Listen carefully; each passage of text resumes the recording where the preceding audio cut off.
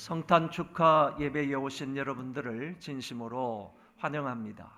이제 다 같이 경건한 마음으로 하나님 앞에 예배를 드리겠습니다. 베들레헴 에브라다야, 너는 유다 족속 중에 작을지라도 이스라엘을 다스리는 자가 내게서 내게로 나올 것이라.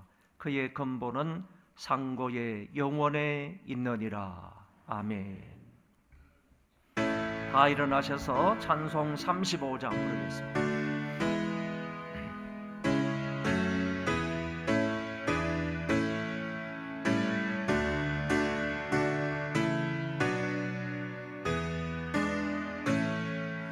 큰 영광로신 주 이곳에 오셔서 이 모인 자들로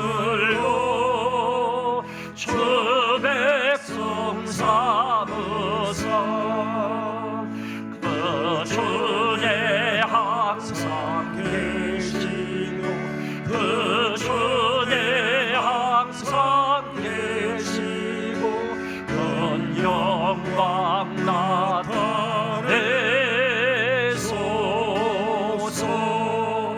이 백성 기도와 도의 물들이니 향내와 같으니 곧 받으옵소서.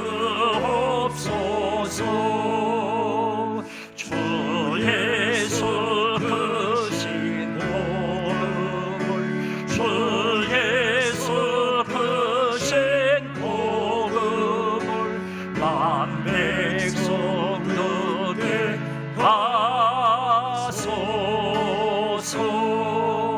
또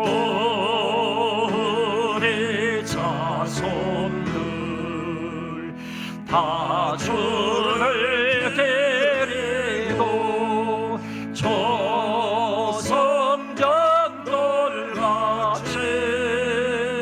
길하게 하소서. 주 구원하신 능력을 주 구원하신 능력을 늙은 날까지 주소서. 주 믿는 만민이 참 진리 지키며 예 성도들 같이 주 찬송하다가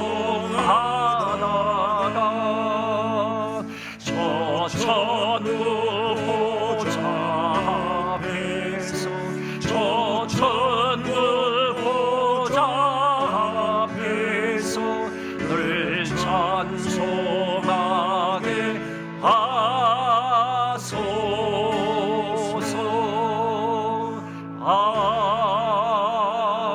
아멘. 신앙 고백하겠습니다. 나는 전능하신 아버지 하나님 천지의 창조주를 믿습니다. 나는 그의 유일하신 아들 우리 주 예수 그리스도를 믿습니다. 그는 성령으로 잉태되어 동정녀 마리아에게서 나시고 본디오 빌라도에게 고난을 받아 십자가에 못 박혀 죽으시고 장사된 지 사흘 만에 죽은 자 가운데서 다시 살아나셨으며 하늘에 오르시어 전능하신 아버지 하나님 우편에 앉아 계시다가 거기로부터 살아있는 자와 죽은 자를 심판하러 오십니다. 나는 성령을 믿으며 거룩한 공교회와 성도의 교제와 죄를 용서받는 것과 몸의 부활과 영생을 믿습니다. 아멘. 다 같이 찬송 112장 부르겠습니다.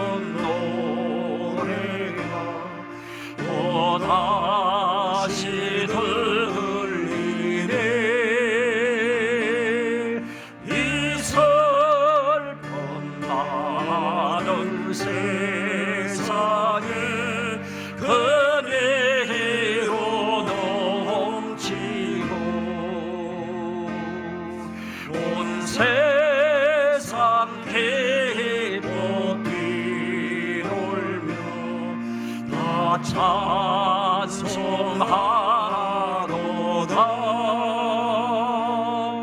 이 괴로움 많은 세상에 짐지고 가는 자,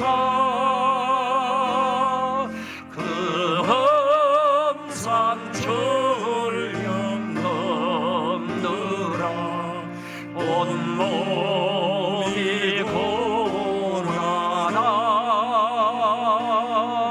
이제야 세상 살 동안 새 소망 가지요. 저 천사 기쁨 찬송을 들으며 쉬어라. 예 선지에 연언하여 베들레헴 성에 주 예수 탄생하시니 온 세상 구주라. 저 천사의 이쁜 노래를 또다시 부르리. 온 세상 사는 사람들 다 받아도다.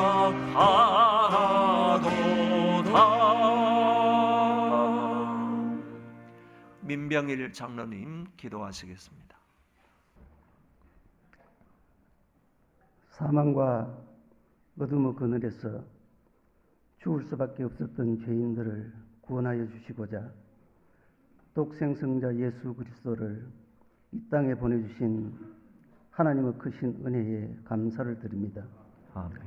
말구유까지 낮아지신 하나님의 그 크신 사랑을 목자들처럼 경배하며 찬송하게 하시고 하늘의 신비한 복음의 소식을 온 천하에 알리게 하옵소서. 아멘. 첫번 크리스마스 때 천군 천사들이 잠들어 있던 베들레헴을 일깨웠듯이 잠들어 있는 우리의 심령을 깨워 주옵소서. 아멘. 바라옵기는 아직도 성탄의 기쁜 소식을 듣지 못하고 믿지 못하는 불쌍한 이웃들에게 이 복음이 들려지게 하옵소서. 소망도 없이 흑암에 서덕이는 우리의 이웃들에게 이 복음이 믿어지게 하옵소서. 아멘.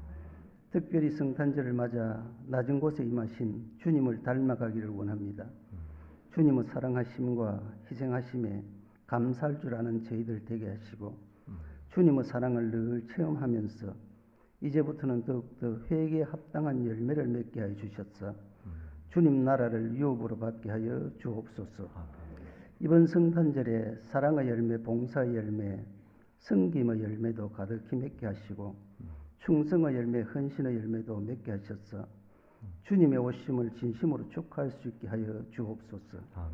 교회 안에서만이 주님의 뜻을 본받아 산다고 외치고 다짐하지 않게 하시고 선한 사마리아 사람처럼 고통당하는 이웃들에게 진정한 이웃으로 다가갈 수 있는 주님의 귀한 성도들이 되게 하여 주옵소서. 아멘.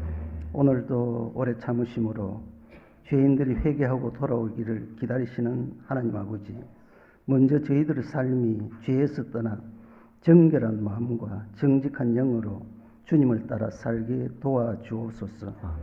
그래서 이 세상에서 헛된 것들을 쫓아가는 믿지 않는 이웃들에게 예수 그리스도를 통해 얻는 죄사함의 은혜를 증거할 수 있게 하옵소서.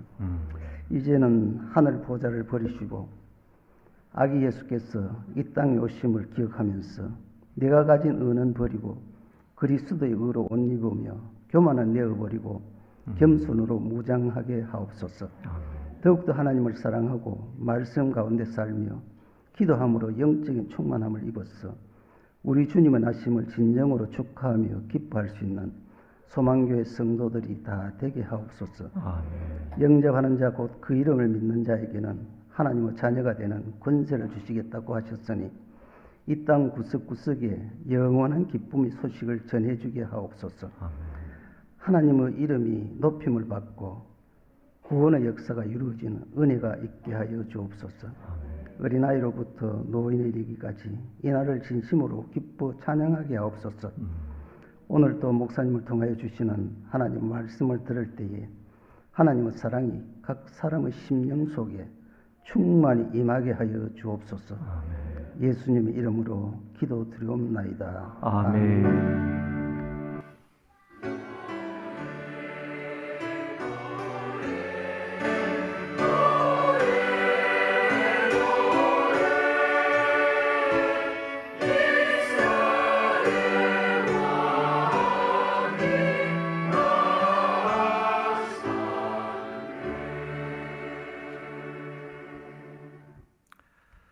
헌금을 드리도록 하겠습니다. 찬송 1장을 부르면서 하나님 앞에 헌금 드리겠습니다.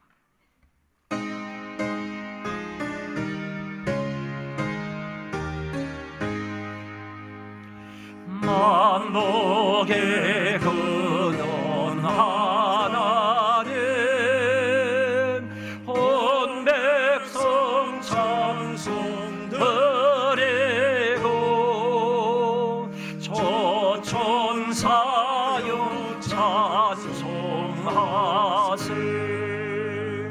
찬송 성부 성사 성령 아멘.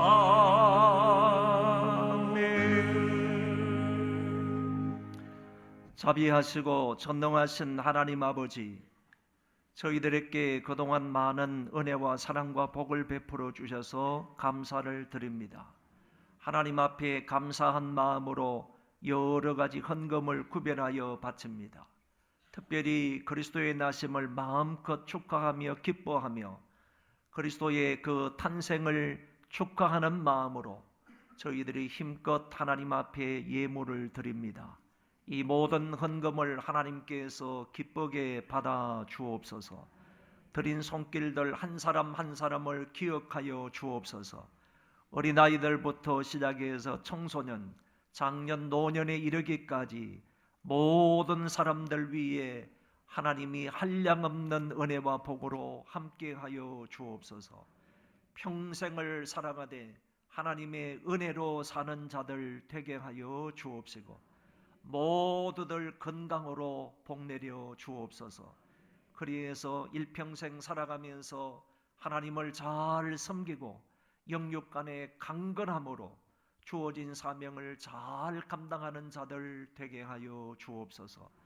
우리 특별히 어린아이들, 청소년들을 기억해 주시기를 원합니다. 일평생에 걸쳐 하나님 여호와를 잘 믿는 자들 되게 하여 주옵시고 뿐만 아니라 하나님 앞에 귀하게 위대하게 쓰임받는 자녀들 되게 하여 주옵시고 세계 만방에 으뜸이 되어지게 하여 주시어서 하나님이 저희들을 통하여 큰 영광을 받아 주옵소서.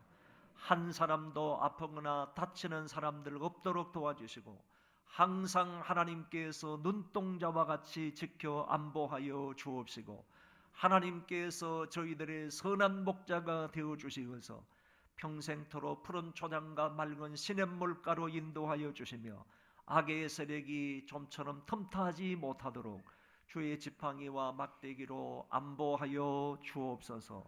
하나님, 우리 부모님들에게도 건강 주시고 끝까지 인내할 수 있는 믿음을 허락하여 주옵소서. 마침내 하나님 나라에 다다를 수 있도록 도와주시고 영생의 복을 누릴 수 있는 우리 모든 어르신들 되게 하여 주옵소서. 하나님 아버지여, 이 시간 먼 곳에서 그리고 동떨어진 낯선 곳에서 선교하는 모든 선교사님들에게도 하나님이 안보하시고 은혜 베풀어 주시고 함께하여 주시어서 그 지역에 예수 그리스도의 나심을 전파하기 위하여 애를 쓰고 수고하는 그분들에게 하나님께서 놀라운 은혜와 사랑과 복으로 함께하여 주옵소서. 이 물질이 닿는 곳에도 복음이 전파되는 역사가 있게 하여 주시고 하나님 나라가 더욱더 왕성하게 부흥 발전하게 하여 주옵소서. 감사를 드리며 예수님 이름으로 기도하옵나이다. 아멘.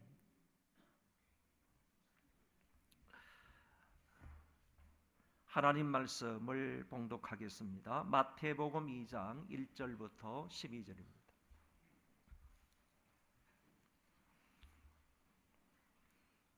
성경 말씀 마태복음 2장 1절부터 12절까지 제가 봉독하겠습니다.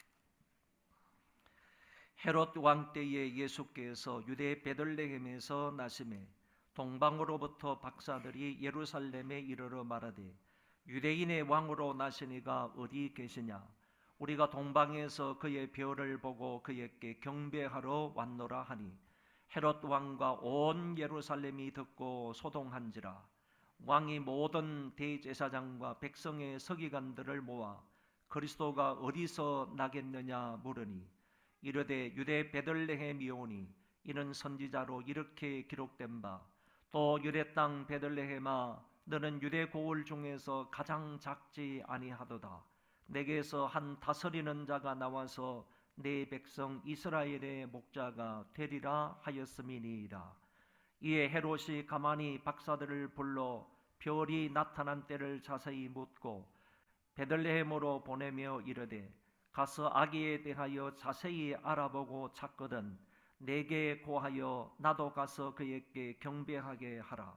박사들이 왕의 말을 듣고 갈새 동방에서 보던 그 별이 문득 앞서 인도하여 가다가 아기 있는 곳 위에 머물러서 있는지라.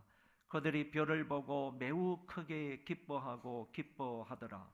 집에 들어가 아기와 그의 어머니 마리아가 함께 있는 것을 보고 엎드려 아기께 경배하고 보배합을 열어 황금과 유향과 모략을 예물로 드리니라.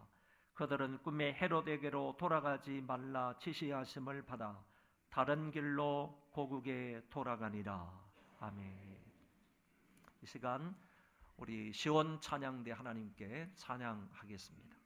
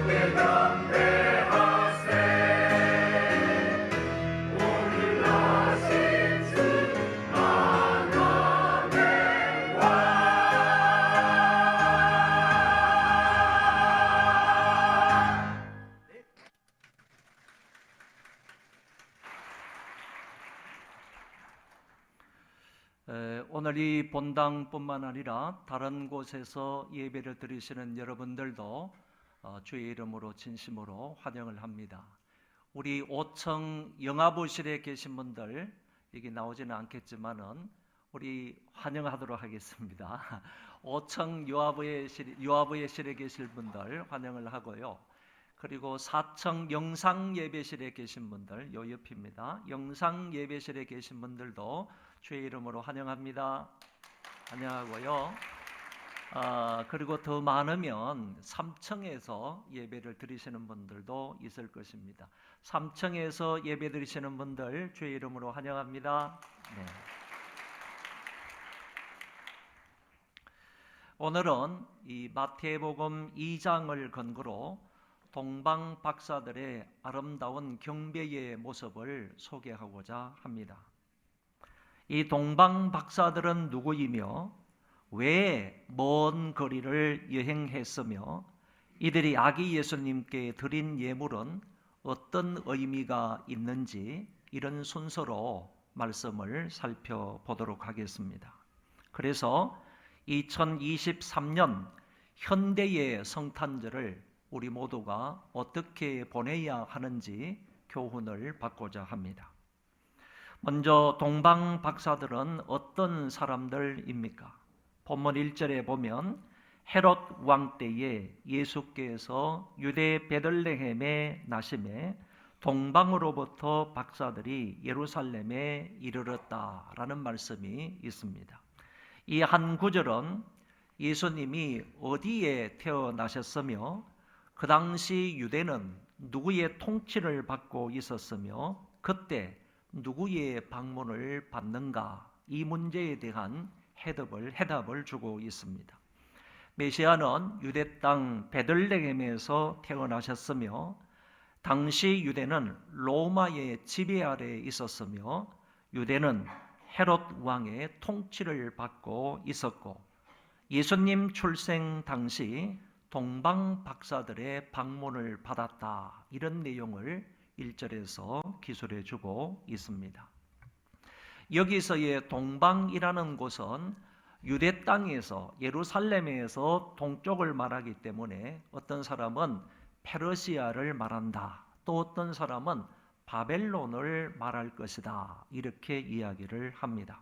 그러나 대부분의 유능한 신학자들은 이곳이 바로 바벨론일 가능성이 높다, 이렇게 주장합니다. 과거 유대를 침략하여 그 백성을 포로로 잡아갔던 그 바벨론 제국을 말한다라고 주장하는 것입니다. 그 바벨론에 근무하던 박사들이 예루살렘을 찾아왔다고 설명할 수 있습니다. 여기에서의 박사라는 이 말은 마술사 이런 뜻이 있고, 더 나아가서 점성가, 예를 들어서 점수를 행하는 사람, 그리고 지혜자 이런 뜻도 있고, 또 어떤 사람은 천문학자 이런 뜻도 있다라고 얘기를 합니다. 교회에서는 이 박사들을 보통 종교적 점술가들이었다, 이렇게 표현을 합니다. 다시 말하면 천문학자이면서 점술가였다고 한다면 하늘의 별자리를 통하여서 어떤 점을 아주 프로페셔널하게, 전문가답게 점을 치는 사람을 일컬어서 박사라, 이렇게 말했다고 보는 것입니다. 본문의 이 박사는 특히 하늘의 별자리를 보고 미래를 예측하는 점성가의 뜻이 있다, 이렇게 볼 수 있습니다. 당시 사회에서 이들의 위치는 대단히 높았을 것으로 봅니다. 그래서 부와 권세를 가지고 있으며 사회로부터 존경을 받는 인물이라고 생각합니다. 그래서 심지어 어떤 사람은 이 박사들은 소수 민족의 왕들이었을 것이다, 이렇게도 주장을 합니다. 이런 말들을 근거하여 볼 때 그들은 상당한 권세를 가지고 있었던 사람들임에 틀림이 없다고 볼 수 있습니다. 이 사람들이 그 땅에서 이상한 징조의 한 별을 보았던 것입니다. 박사들은 이 별이 유대인의 왕이 태어나신 징조로 알고 먼 길을 곧장 여행하게 됩니다. 바벨론에서 예루살렘까지의 여행은 결코 만만한 여행이 아니며 짧은 여행이 아니었습니다. 직선으로 오는 길이 있습니다. 예를 들어서 여기가 예루살렘이고 여기가 베들레헴이라고 한다면 이곳에서 동쪽인 이 직선으로 바벨론 나라가 있기 때문에 이 바벨론 나라에서 직선으로 유대 땅까지 올 수 있는 길도 없지 않아 있지만, 그런데 이 길은 굉장히 험난한 길이었습니다. 강도 있고 산맥도 놓여 있기 때문에 그것을 거쳐야 유대 땅에 올 수 있기 때문에 직선이니까 조금 빠르기는 하지만 이 길로 오는 사람은 그리 많지 않았다라는 것입니다. 그러면 이 사람들이 어떤 길을 통하여서 오게 되었느냐라고 하면 결국에 이 바벨론 지역에 있던 동방의 박사들은 과거 아브라함이 이렇게 길을 따라서 온 것처럼 메소포타미아라는 그 길을 따라서 하란으로 왔다가 하란에서 남쪽으로 내려와서 베들레헴 이스라엘 땅에 이르게 되었다, 이렇게 생각할 수 있습니다. 이 사람들은 한 목적을 가지고, 다른 목적이 아닌 한 가지 목적을 가지고 이 먼 길을 여행하게 된 것입니다. 박사들의 여행 목적은 바로 유대인의 왕으로 태어나신 분에게 오로지 경배하기 위해서였습니다. 구경을 하기 위한 여행이 아니었고 어떤 공무를 수행하기 위한 여행이 아니라 이들의 여행은 사회적 지위가 있고 부귀 영화를 누리고 있는 사람임에도 불구하고 아기 예수의 탄생, 다시 말하면 유대인의 왕으로 태어나신 분에게 오로지 경배하기 위하여 먼 거리를 여행하게 되었던 것입니다. 어떤 사람은 박사들이 동방으로부터 예루살렘에 올 때에 별 따라 왔을 것이라고 생각을 합니다. 그러나 그런 증거는 없습니다. 오히려 별 따라 오지 않았다는 증거들이 많이 있습니다. 박사들은 유대 땅에 도착을 했을 때 먼저 예루살렘 왕궁을 찾았다는 것입니다. 만약 별 따라 왔다면 예루살렘 왕궁에 들릴 필요가 없이 곧장 그 별을 따라 베들레헴으로 가면 되었습니다.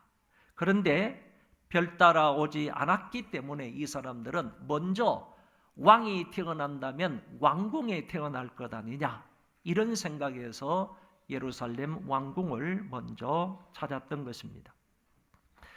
별 따라 오지 않았다는 이 사실을 이 사람들이 예루살렘 성을 먼저 방문했다는 것을 볼 때에 그곳까지 별 따라 오지 않았다는 것을 알 수 있습니다. 2절의 말씀에 보면 유대인의 왕으로 나신 이가 어디 계시뇨? 우리가 동방에서 그의 별을 보고 그에게 경배하러 왔노라, 이렇게 표현을 합니다. 예루살렘 왕궁에 들어가서 유대인의 왕으로 나신 이가 어디 계시뇨? 라고 물으면서 우리가 동방에서 그의 별을 보고 그에게 경배하러 왔다고 말합니다. 여기서 그의 별을 보고 라는 이 말을 좀 더 정확하게 번역을 하면 그의 별을 보았고, 이렇게 번역할 수 있습니다. 다시 말해 이미 몇 개월 전에 동방에서 그 별을 보았다는 얘기입니다. 과거의 일로 취급을 하는 것입니다. 현재 그 별을 보고 있다는 이야기가 아닌 것입니다. 이미 그 별을 과거의 어느 시점에 보았다는 것입니다. 그러나 지금은 보지 못한다는 얘기를 그에게 그의 별을 보았고 그에게 경배하러 왔다고 표현하고 있는 것입니다. 그러므로 지금까지 그 별을 따라온 것이 아니다 하는 점을 알 수 있는 것입니다. 그리고 결정적인 내용은 박사들이 왕으로부터 얘기를 듣고 예루살렘 궁을 나왔을 때 동방에서 보았던 그 별이 문득 나타난 것을 보고 이 박사들은 기뻐하고 기뻐했다. 성경은 이렇게 말씀하고 있습니다.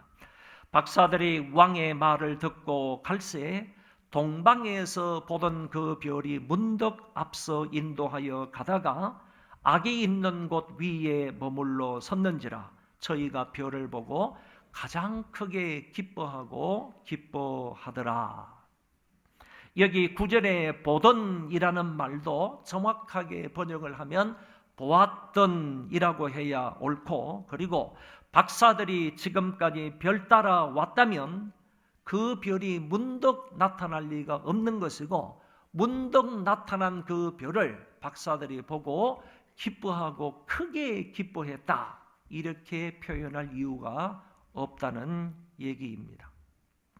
별 따라 오지 않고 예루살렘까지 왔는데 그 예루살렘에서 유대 땅에 아기 예수가 태어난다면, 메시아가 태어난다면 그분은 반드시 베들레헴 땅에 태어난다, 다윗의 고향인 다윗의 동네인 베들레헴에 태어난다 라는 사실을 알게 되었을 때 이 사람들이 왕궁에서 나오자마자 그 베들레헴에 계시는 그 유대인의 왕을 경배하기 위해서 나오자마자 그때서 동방에서 보았던, 몇 개월 전에 보았던 그 별이 문득 나타나서 그곳으로부터는 베들레헴까지 그 별이 인도해 갔다. 그래서 그 별을 본 이 동방 박사들은 기뻐하고 크게 기뻐했다, 이렇게 말씀하고 있다는 것입니다.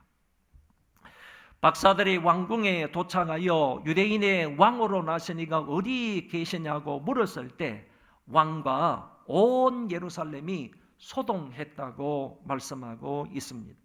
소동하게 된 이유는 지금 유대를 다스리는 분봉 왕이 있는데 다른 왕이 태어났다고 하니까 사람들이 수근수근하여 어수선해졌다, 뒤흔들었다, 또는 흥분하게 되었다라는 말을 하고 있는 것입니다. 이 말은 당시에 유대인의 왕이 있었습니다. 당시에 이 왕과 그 지역에 있는 모든 그 유대인들의 그 심적 상태가, 당시에 왕이 있었는데도 불구하고 유대인의 왕이 또 태어났다는 소식이 있으니까, 그런 얘기가 있으니까, 그러면 우리나라가 어떻게 될 건가? 우리 지역이 어떻게 될 건가? 이 유대 땅이 어떻게 될 것인가? 혹시 왕이 있는데도 불구하고 다른 왕이 태어났다고 하면 선왕이 후임자 왕을 죽일 게 아닌가, 이런 생각도 가지는 것이고, 더더구나 먼저 있었던 이 헤로드 왕은 유대인 출신이 아니거든요. 다른 민족 출신이란 말이지. 그러면 유대인 출신의 왕이 일어났다라고 하면 유대인들은 유대인 출신의 왕을 선호할 것 아닙니까?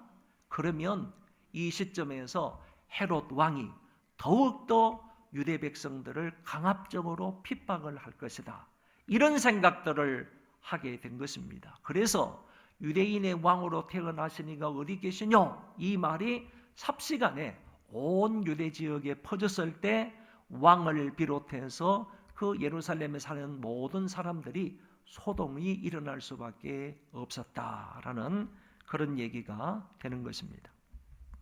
왕과 온 예루살렘이 유대인의 왕이 태어났다는 소식을 듣고 소동하고 있는 중에 왕이 대제사장과 그리고 백성들의 서기관들을 불러 모았습니다. 유대인의 왕이 태어난다면 어디에서 태어나느냐라는 것을 묻게 된 것입니다. 그리스도가 태어난다면 어디에서 태어나느냐, 이 질문을 왕이 그 종교 지도자들에게 물었다는 얘기입니다. 유대인들은 메시아가 태어나면 어디에서 태어나게 될 것인지 너무나 확실하게 알고 있었던 것입니다. 왕은 유대인이 아니니까 이 사실을 모르고 있을 수도 있지만은 그 외의 모든 유대인들은 미가서 5장 2절에 분명히 유대인의 왕이 태어나면, 다윗의 후손으로서 왕이 태어나면, 메시아가 태어나면, 그리스도가 태어나면 그 그리스도가 어느 동네에 태어날 것인지 분명히 예언되어 있다는 겁니다. 그 예언의 내용을 모든 유대인들이 알고 있는 거예요. 성경은 이렇게 되어 있습니다. 가로되 유대 베들레헴 미오니 이는 선지자로 이렇게 기록된 바 또 유대 땅 베들레헴아 너는 유대 고을 중에 가장 작지 아니하도다. 내게서 한 다스리는 자가 나와서, 이 말은 왕이 나온다는 거요. 베들레헴에서 왕이 나온다는 거요. 나와서 내 백성 이스라엘의 목자가 되리라 하였습니다.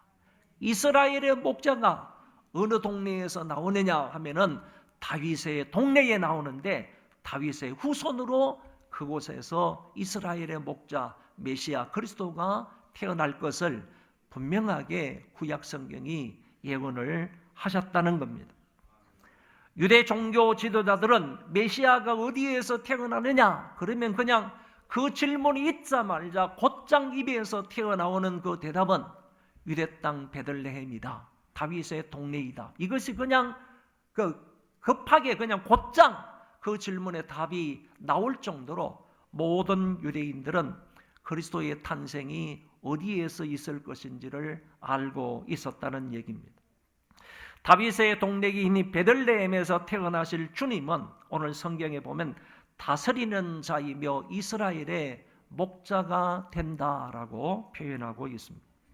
메시아의 탄생지와 메시아의 사역에 대하여 잘 알고 있었던 유대인들이고 종교 지도자들이었지만은 정작 그 메시아가 지금 이 세상에 오셨습니다. 몇 개월이 지났습니다. 그럼에도 불구하고 그 메시아를 영접하거나 그 메시아를 찾아가서 경배하지는 않았다는 것을 알 수 있습니다. 가까운 곳에서 메시아의 탄생을 잘 알고 있었던 사람들은 메시아를 경배하지 않았으나 메시아에 대한 계시를 전혀 알지 못했던 이 이방인들이었던 동방 박사들은 먼 곳을 마다하지 않고 찾아와서 물어서 메시아를 찾아서 그 메시아 앞에 경배를 했던 것입니다. 그리고 이 대헤롯은, 이 그레이트 헤롯은 큰 음모까지 꾸미게 되었습니다. 나쁜 계획을 꾸미게 되었습니다. 성경은 이렇게 말합니다. 이에 헤롯이 가만히 박사들을 불러 별이 나타난 때를 자세히 묻고 베들레헴으로 보내며 이르되 가서 아기에 대하여 자세히 알아보고 찾거든 내게 구하여 나도 가서 그에게 경배하게 하라. 박사들에게 아기를 찾게 되면 나에게 얘기해 주면 내가 가서 그 아기께 경배하겠다라고 했는데, 사실 이거는 왕이 아기 예수를 찾고 메시아를 그리스도를 찾으면 진짜로 그에게 가가지고 경배하기 위함이 아니었다 하는 사실을 우리는 잘 알고 있습니다.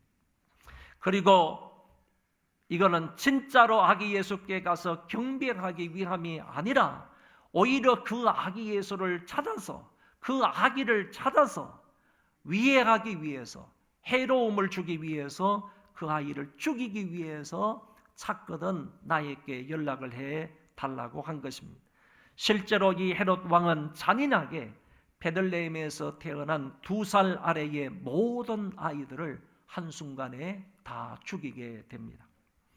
이제 박사들은 왕의 말을 듣고 나와서 별의 인도를 따라서, 예루살렘에서요, 별의 인도를 따라서 아기 있는 곳까지 갔습니다. 그런데 그곳은 마국간이 아니라 어떤 집이었습니다. 마태복음에는 마국간이 나타나지 않는다는 사실입니다. 박사들이 아기 예수님이 계신 곳을 찾았을 때는 이미 호적이 다 끝난 상태입니다. 복잡했던 그런 주변의 모든 도시도 잘 정리가 되었습니다. 호적하러 온 사람들은 다 뿔뿔이 이제 흩어져서 삶의 터전으로 다 돌아갔던 것입니다. 적어도 박사들의 방문을 받았을 때는 예수님이 탄생한 지 6개월 이상은 되었다고 보는 것입니다. 바벨론에서 베들레헴까지 오는 시간이 그만큼 오래 걸렸다는 얘기이기도 합니다. 그렇기 때문에 예수님이 아직도 마구간에 누워 계실 리가 없는 것입니다.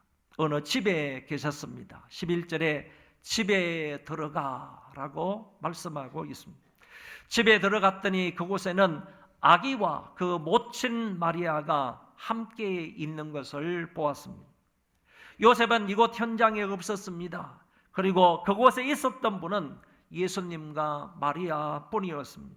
그리고 분명하게 성경은 말씀하시기를 마리아보다 아기 예수를 앞세워서 기술하고 있다는 점입니다.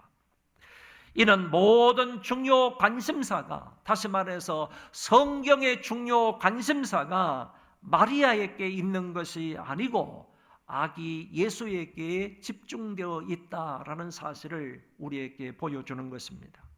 하나님이 마리아의 몸을 빌어 이 세상에 오신 것이기 때문에 당연히 그리해야 할 것입니다. 그리고 이제 동방 박사들의 경배가 나옵니다. 이 아름다운 경배도 마리아에게 향하여 있지 않고 아기 예수님께 향하여 있다는 것입니다. 그래서 본문은 분명하게 말씀하십니다. 엎드려 아기께 경배하고. 박사들은 마리아에게 경배하지 않았습니다. 태어난 지 얼마 되지 않은 어린 아이에게 꿇어 엎드려 예배를 드렸던 것입니다. 무릎을 꿇는 대상이 분명했습니다. 경배의 대상이 분명했습니다. 자칫 잘못하면 어른이고 귀한 분을 탄생시킨 어머니가 존경과 숭배를 받아야 한다고 생각할 수 있지만은 박사들은 그렇게 하지 않았다는 것입니다. 아기 예수님께 꿇어 엎드려서 경배를 드렸습니다. 그리고 여기에 아기와 병행 구절인 누가복음의 아기 사이에는 분명히 차이가 있습니다. 누가복음의 베들레헴의 목자들이 경배를 했는데 그때의 아기는 갓 태어난 아기입니다. 영어 성경에서는 그런 아기를 베이비라고 얘기합니다. 그런데 마태복음에 나오는, 오늘 본문에 나오는 이 아기는 한글로는 똑같은 아기이지만은 똑같은 아기가 아니라 약간 성장한 아기입니다. 그래서 영어 성경에는 이 아기를 young child라고 했습니다. 그러니까 누가복음에는 아기를 베이비라고 했지만은 마태복음의 아기는 young child라고 했어요. 조금 자라난 아이다, 그런 얘기가 되겠습니다. 원문 성경에도 분명하게 차이가 나게 단어를 사용했습니다. 마태의 아기는 어느 정도 자란 아기라는 것입니다. 적어도 1살 이상은 되지 않았을까 이렇게 생각을 합니다. 박사들은 바로 그 아기 예수에게 꿇어 엎드려서 경배하고 귀한 예물을 드렸습니다. 박사들이 드린 예물은 황금과 유향과 모략입니다. 여기에서의 황금은 예수님의 왕권을 상징하는 것이고 유향은 예수님의 신성을 뜻하고 모략은 예수님의 순환과 죽음을 상징적으로 표현하고 있는 말입니다. 아무튼 이 예물들은 아무나 가질 수 있는 예물이 아니고 아무나 받을 수 있는 예물도 아닙니다. 신분이 아주 높거나 돈이 많은 사람이 가질 수 있는 예물이고 받을 수 있는 예물입니다. 시바 여왕이 솔로몬에게 지혜를 배우러 갈 때 마차에다가 보물들을 잔뜩 실어가지고 솔로몬 왕에게 갖다 바쳤습니다. 그런데 이 시바 여왕이 그 많은 보물들을 가지고 갔던 그것을 분석해 보면 그것은 바로 황금과 유향과 모략이라는 것입니다. 그러니까 시바 여왕도 대단한 사람이고 또한 그것을 받았던 솔로몬 왕도 대단한 왕이었다는 사실을 알게 되는 것입니다. 이런 선물들은 존경의 가치가 있는 분에게 그리고 신분이 아주 높은 사람들이 주고받을 수 있는 그런 예물이었다 하는 점을 알 수 있습니다. 동방 박사들은 이런 것을 누구에게 드렸느냐? 그 부모에게 드린 것이 아니고 여기 누워 있는 아기 예수님께 드렸다는 얘기입니다. 이것은 곧 동방 박사들은 이 아기를 유대인의 왕으로 인정을 했다는 얘기입니다. 자기들보다 더 권세가 있는 분으로 인정을 한 거예요. 자기들의 신분보다도 더 높은 신분을 가지고 있는 분으로 아기 예수를 인정하고 그 앞에 이런 것들을 드리면서 납작 엎드려서 그 아기 예수께 경배를 했다는 말입니다. 이것이 옳다고 인정을 해서 마태라는 이 마태복음의 기자가 왕 대신 예수 그리스도의 모습을 그리면서 그것을 기술하면서 이 사건을 코테이션하는 이 사실을 그대로 인용을 해가지고 마태복음에 기록을 하고 있다는 것입니다. 왕 대신 메시아의 모습을 이 동방 박사들이 경배하는 이 모습을 통하여서 이건 역시 예수 그리스도는 왕으로 이 세상에 태어나신 메시아이다 하는 점을 드러내고 있다, 그런 얘기입니다. 어제 주일에 어른들에게 누가복음 2장의 말씀을 근거로 목자들의 경배에 대해서 설교를 했습니다. 오늘은 마태복음 2장을 중심으로 해서 동방 박사들의 경배라는 주제로 말씀을 드리고 있는데 이 두 본문을 여러분 한번 비교해서 간단하게 결론을 내리도록 하겠습니다. 목자들은 유대인이었습니다. 누가복음 2장에 나타나는 베들레헴의 목자들은 유대인이었습니다. 하나님에 대해서 잘 알고 있었던 사람들입니다. 그런데 먼 거리에서 찾아온 이 동방 박사들은 이방인이었습니다. 그리고 목자들은 가난한 천민들이었습니다. 그런 반면에 이 사람들은 동방 박사들은 귀족들이었고 왕들이었습니다. 이 사람들은 가까운 곳에서 찾아왔습니다. 이 사람들은 먼 곳에서 적어도 6개월 이상 여행을 해서 예수님을 찾아뵈었던 것입니다. 이 사람들은 몸과 마음으로만 예수님께 경배를 했습니다. 어떤 예물을 드리지를 못했습니다. 있는 모습 그대로 나아가서 예수 그리스도에게 경배를 했습니다. 그러나 이 사람들은 아주 귀한 예물, 황금과 유향과 모략을 드리면서 예수님께 경배를 드렸습니다. 결국 우리는요, 유대인이든 이방인이든 예수님께 나와서 경배해야 된다는 사실입니다. 민족을 초월해서 어떤 민족이든지 간에 다 예수 그리스도 앞에 나와서 그리스도를 섬겨야 할 사람들이다 하는 점을 배울 수 있는 것이고, 가난하든 부자이든 상관이 없습니다. 그리고 가까운 데 있든 먼 데 있든 상관이 없습니다.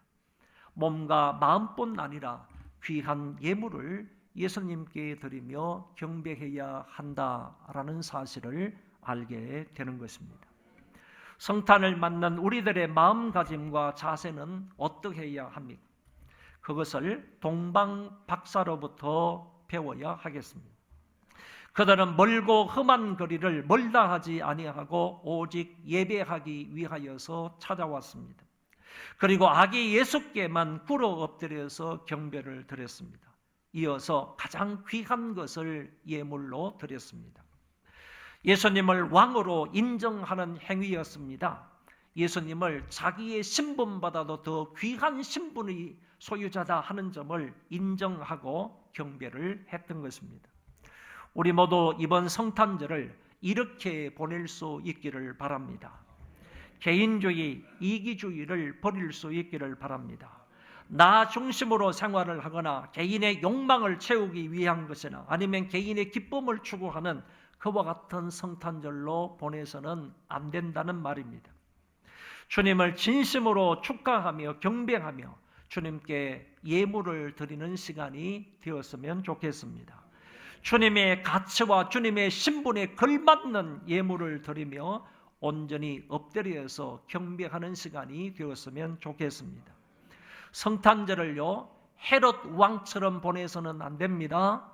성탄절을 이 사실을 너무나 잘 알고 있었던 대제사장과 서기관들처럼 보내면 안 됩니다. 성탄절을 예루살렘의 시민들처럼 또 다른 왕이 태어났다고 하니까 소동하는 그 예루살렘 시민들처럼 보내서도 안 됩니다. 성탄절을 베들레헴 사람들처럼 보내서도 안 됩니다. 자기 땅에 메시아이신 하나님의 아들 그리스도가 태어났는데도 불구하고 그거를 전혀 몰랐던 이 베들레헴 사람들처럼 성탄절을 보내서도 안 된다는 얘기입니다. 성탄절은 동방 박사들처럼 보내야 하는 것입니다. 박사들의 아름다운 경배를 본받아서 저와 여러분 일평생 동안 이런 예배자로 살아가시기를 바랍니다. 기도하겠습니다. 자비로우신 하나님 아버지, 우리를 사랑하시고 죄 가운데에서 구원하여 주시기 위하여 예수 그리스도를 이 땅에 보내주셔서 참으로 감사를 드립니다. 예수님의 탄생과 십자가의 죽음을 통하여 우리에게 구원과 영생을 주셔서 감사를 드립니다. 2023년 성탄절을 맞이하여 이제 우리가 동방 박사들처럼 예수님을 경배하기를 원합니다. 예수님의 신분에 걸맞는 예물을 드리기를 원합니다. 우리 각자를 도와주셔서 박사들처럼 예수님을 잘 섬기며 살게 하여 주옵소서. 예수님의 이름으로 기도하옵나이다. 아멘. 우리 다 같이 찬송 115장 부르겠습니다.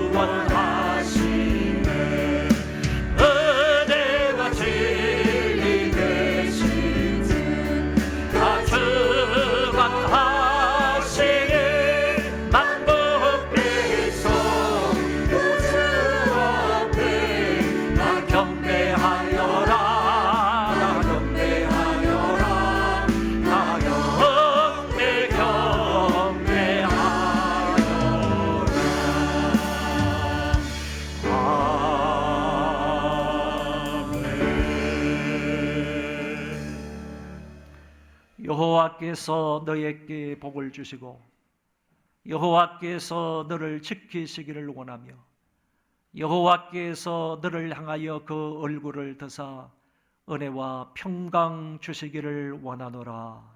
아멘.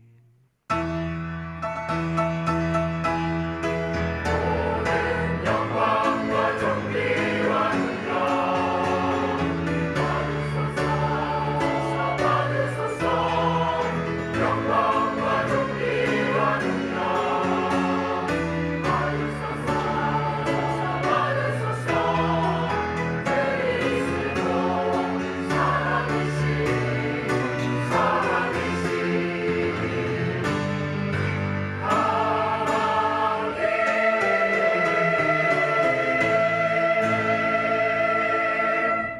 할렐루야. 우리 하나님 앞에 큰 영광의 박수 한번 올려드리겠습니다.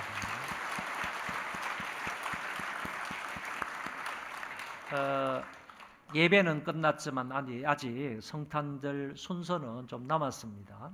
여러분들에게 먼저 두 가지 광고 말씀을 드리겠습니다. 오늘 이렇게 온 가족들이 함께 성탄 축하 예배를 드리도록 인도해 주신 하나님 앞에 감사를 드리고요. 이 자리에 나오신 여러분들 진심으로 감사를 드립니다. 그리고 두 번째는 이 그 성탄 축하 예배에 나와 있는 광고하고는 조금 다릅니다. 어제도 우리 아이들에게 모든 아이들에게 선물을 다 드렸습니다. 여러분들이 제공해 주신 그 과일, 다과 이런 것을 통하여서 선물을 다 전해 주었는데요. 참여해 주신 여러분들에게 감사를 드리고요. 어제 우리 저녁에 여러분 그 발표회를 보았지만은 어제 우리 주일학교 학생들이 굉장히 많이 나왔어요. 뭐 유년부 같은 경우에는 평상시 한 100명 정도 나왔는데 어제 유년부는 120명까지 나왔대요. 유년부만 1학년에서 3학년까지만 이렇게 120명이 나왔다고 하고, 그리고 저는 어제 성탄 발표하는 것을 보고요. 저기에서 막 구석에서 막 울었어요. 너무 감동스러워서요. 그리고 나중에 물어보니까 집사람도 여기에서 막 울었다고 그래요. 앞에 앉아. 어떤 때 울었는가 하면은요. 유년부 아이들이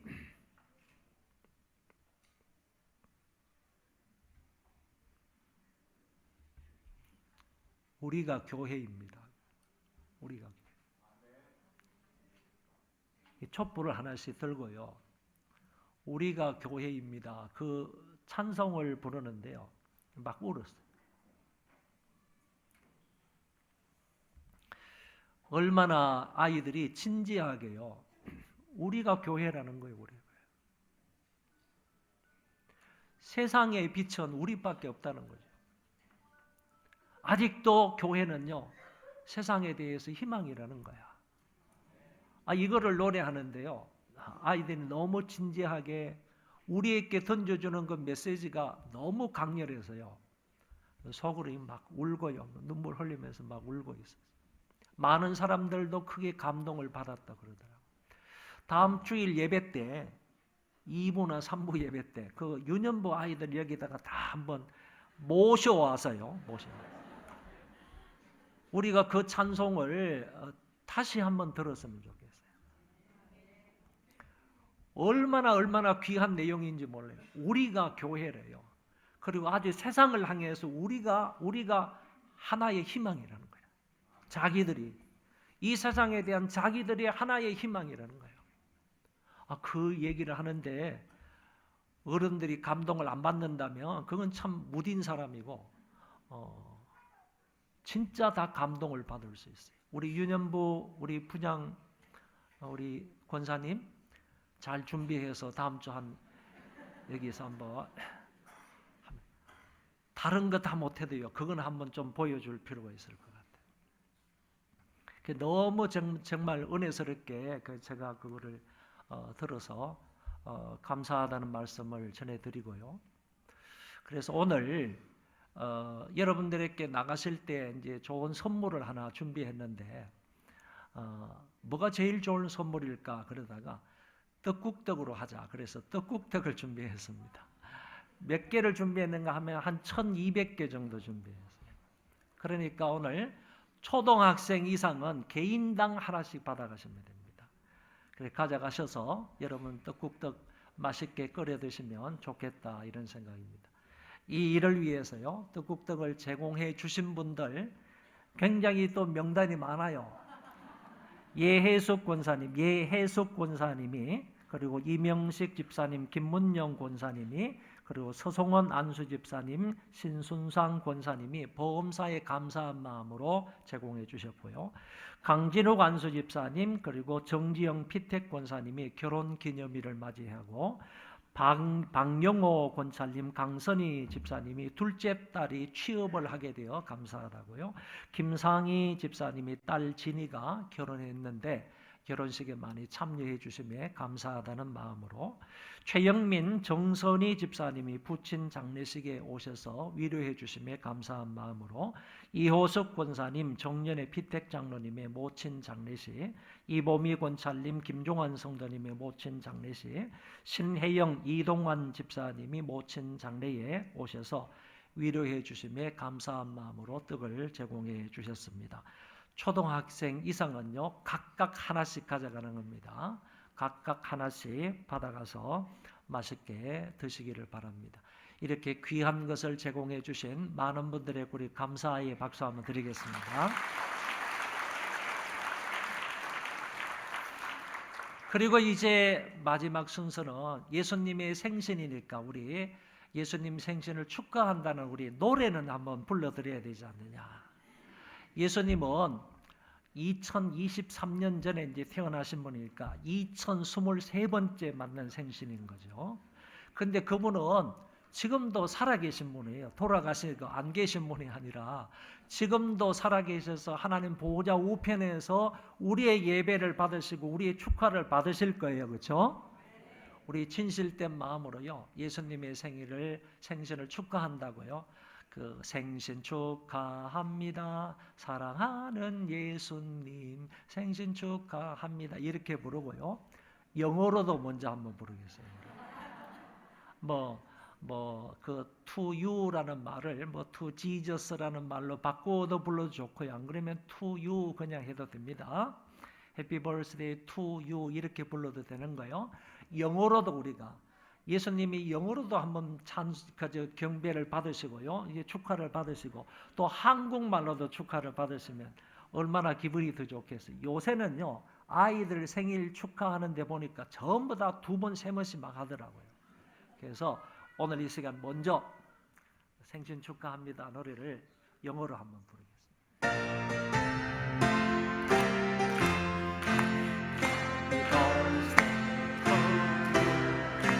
Happy birthday to you. Happy birthday, dear.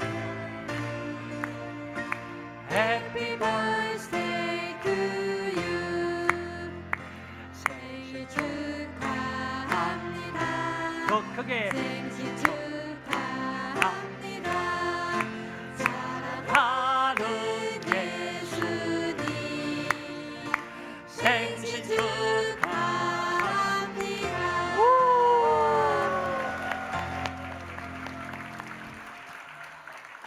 자, 여러분 성탄절 즐겁게 보내시기 바랍니다. 옆 사람하고 한번 인사하시고 일어나서 돌아가시면 되겠습니다.